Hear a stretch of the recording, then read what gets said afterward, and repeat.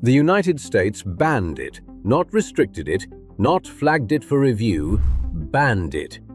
Pulled it from federal government networks, passed legislation prohibiting it on government devices, pressured allies around the world to follow suit, called it one of the most significant national security threats posed by any technology product in recent memory. And Canada, America's closest ally on the planet, the country that shares the longest undefended border in the world with the United States, the country bound to America by the deepest intelligence-sharing relationship that exists between any two nations, the Five Eyes Partnership. The country whose military, economy, and national security architecture is more deeply intertwined with the United States than any other nation on Earth. That Canada just approved it anyway. This is not a small disagreement about a trade tariff or an environmental regulation. This is Canada and the United States arriving at opposite conclusions about a piece of Chinese technology that the American government has described in national security terms, and doing so publicly with full awareness of what it means for one of the most important bilateral relationships in the world. The technology at the center of this story is more familiar to you than you probably realize. The security questions surrounding it are more complex and more genuinely contested than either side wants to acknowledge. And the implications extend far beyond the product itself. Let's get into it. So what exactly is the technology, and what does it actually do? The Chinese technology at the center of this story is Huawei's telecommunications infrastructure equipment, specifically the hardware and software that form the backbone of fifth-generation wireless networks, commonly known as 5G, base stations, antenna systems, core network equipment, and the software that manages how data flows through a cellular network at the most fundamental level. Huawei is the world's largest manufacturer of telecommunications infrastructure equipment, not one of the largest.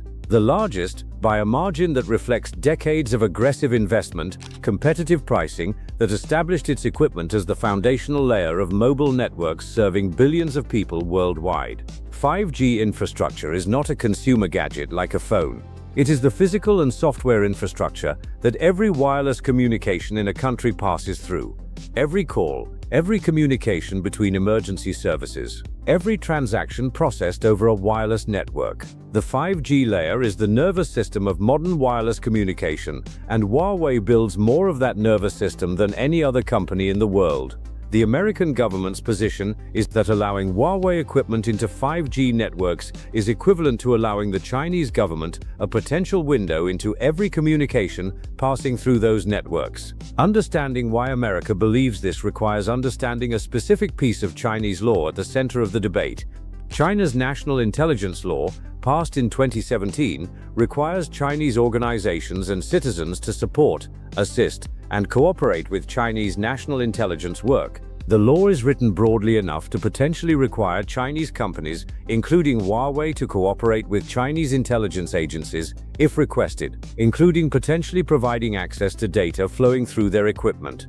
Huawei has consistently and forcefully denied that it has ever provided backdoor access to any government, that it has ever been asked to do so, and that its equipment contains any capabilities that would enable such access. The company has invited independent audits of its source code, established security evaluation centers in multiple countries, and argued that its global customer base of telecommunications operators would have detected any such backdoor if it existed. The American counterposition is that the absence of detected backdoors does not prove the absence of backdoor capability. A backdoor designed by a sophisticated state actor to be undetectable would, by definition, not be detected. The concern is not just about what Huawei's equipment currently does, it is about what it could do under instruction, and whether Chinese law creates an obligation that could require Huawei to enable capabilities at a future moment of geopolitical tension. The Secure and Trusted Communications Networks Act prohibited federal funds for Huawei equipment and created a program to rip and replace Huawei equipment already installed. The United States has engaged in sustained diplomatic pressure on allies to exclude Huawei on the same grounds. The United Kingdom initially planned to allow limited Huawei participation in non-core 5G infrastructure before reversing course under American pressure. Australia banned Huawei from its 5G network in 2018. Sweden and several other European nations have moved to exclude Huawei equipment. The American diplomatic campaign has achieved significant results across Western allies. Canada has been the conspicuous exception. So why did Canada approve this technology that its closest ally has banned and pressured other allies to ban? The Canadian government's decision-making process on Huawei has been significantly slower and more opaque than that of its Five Eyes partners. For years, Canada conducted a security review that stretched on without a public conclusion, while Australian, British, and American decisions were made and implemented. Canadian telecommunications companies Bell, Telus, and Rogers had already deployed significant amounts of Huawei equipment in their 4G networks and had commercial relationships that created complications for any decision to exclude the company from 5G. When Canada finally announced restrictions in 2022, the announcement was framed as a prohibition on Huawei equipment in core 5G network functions, while leaving open questions about non-core elements. The implementation timeline stretched years into the future, and the practical scope has been significantly narrower than the complete exclusions implemented by the United States and Australia.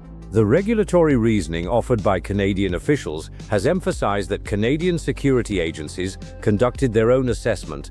This framing serves an important political function, asserting Canadian sovereignty in national security decision-making. The economic factors behind Canada's more cautious approach are significant. Canada's telecommunications infrastructure has a deep historical entanglement with Huawei equipment that creates practical complications for any transition. The cost of ripping and replacing Huawei equipment has been estimated in the billions of dollars, and that cost ultimately falls on Canadian telecommunications companies and their customers. Canada also has its own complex relationship with China that is distinct from the American relationship. Canadian trade with China is significant, and Canadian agricultural exporters, mining companies, and other industries have substantial interests in Chinese markets that create political constituencies for managing the China relationship carefully. And there is the question of Canada's diplomatic position relative to the United States. Canadian governments across party lines have periodically felt the need to demonstrate that Canadian policy is made in Ottawa rather than Washington. The Huawei decision has become, in part, a symbol of Canadian policy independence that carries political meaning beyond the technical question at its center. So who is actually right? The honest answer is that the evidence does not support a clean verdict in either direction. What is established beyond reasonable dispute is that Chinese law creates a legal obligation framework that could theoretically require Huawei to cooperate with Chinese intelligence in ways that would compromise the security of networks using its equipment. This is a real legal fact and represents a genuine structural security concern. What is not publicly established is specific evidence that Huawei has actually used its equipment to conduct surveillance against Western networks. Multiple independent security reviews, including the UK's Huawei Cyber Security Evaluation Centre, have identified software quality concerns but have not publicly confirmed deliberate backdoors or intelligence collection capabilities. The gap between these two facts is where legitimate expert disagreement lives.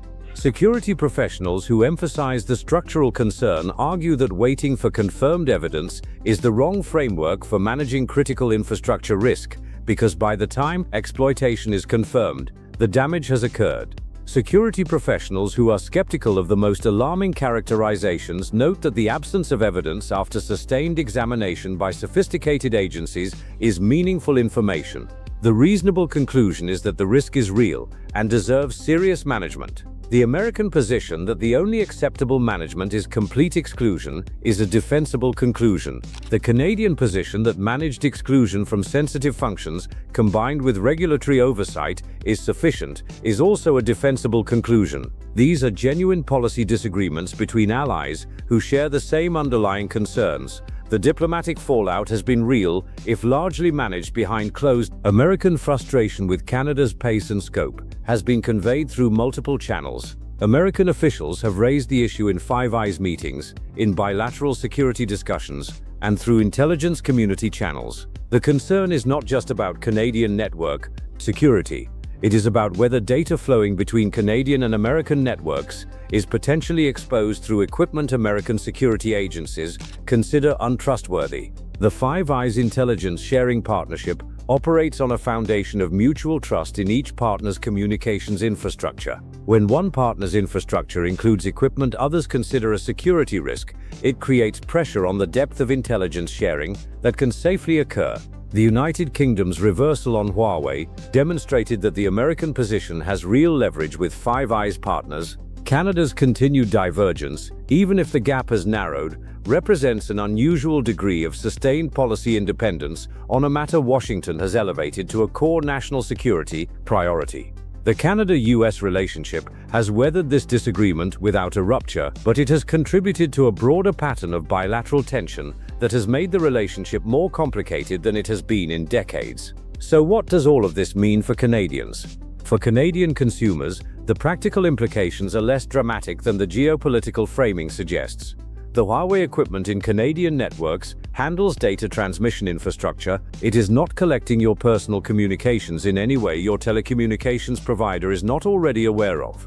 Your personal data is not more immediately at risk from Huawei equipment in a base station than from other points in the telecommunications system. The larger implications are more structural. Canada's telecommunications infrastructure is a critical national asset, and decisions about who builds and maintains that infrastructure have consequences for national security and sovereignty that extend beyond any individual consumer's experience. For Canadian businesses, particularly those handling sensitive data, financial services, healthcare, defense contracting, critical infrastructure, the security of the telecommunications networks they depend on is directly relevant to their security posture and to their relationships with international partners.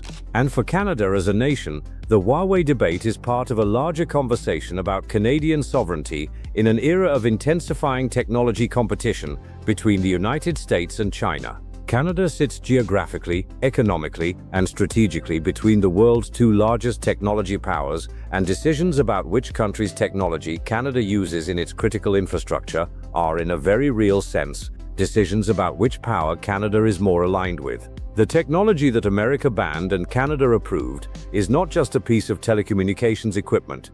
It is a lens through which some of the most important questions of our era come into focus, about security and sovereignty, about trust between allies, and about how democratic governments should make decisions about risks that are real but contested. And that is the full story of the Chinese technology America banned and Canada approved, what it is, why America banned it, why Canada approved it, who the evidence suggests is right, what it has done to one of the most important relationships in the Western Hemisphere, and what it means for every Canadian who uses a wireless network every single day. Now, I want to hear from you. Do you think Canada made the right call, or should Canada have followed America's lead and banned Huawei completely?